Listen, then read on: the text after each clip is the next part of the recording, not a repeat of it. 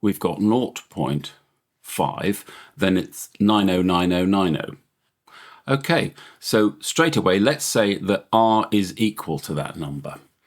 And we need to mark this decimal after the first occurrence of the repetition.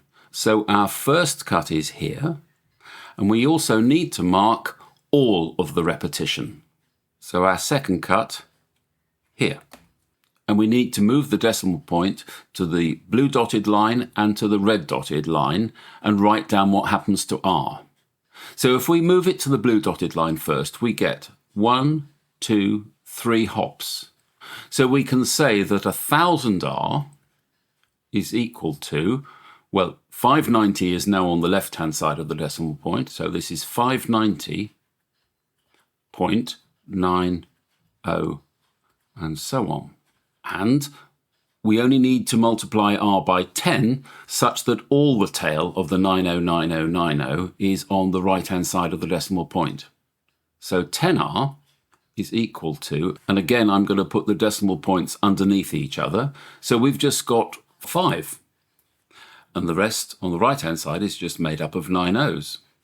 Now again, what we've got to do is take the bottom line from the top. So on this side we have 990r, and that's equal to 590 take away 5 is 585. After the decimal point, well, all the numbers are equal. So if I take the bottom line from the top line, I get 0.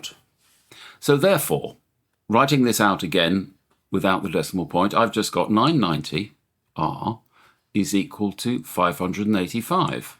And therefore r must equal 585 divided by 990.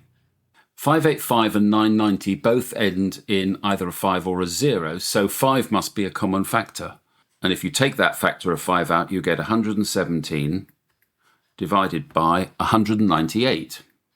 I know it's not obvious, but there's actually a common factor of 9 here. 9 times 13, if you look towards the answer, 9 times 13 is 117, and 9 times 22 is 198. So we do get 13 over 22, which is your answer.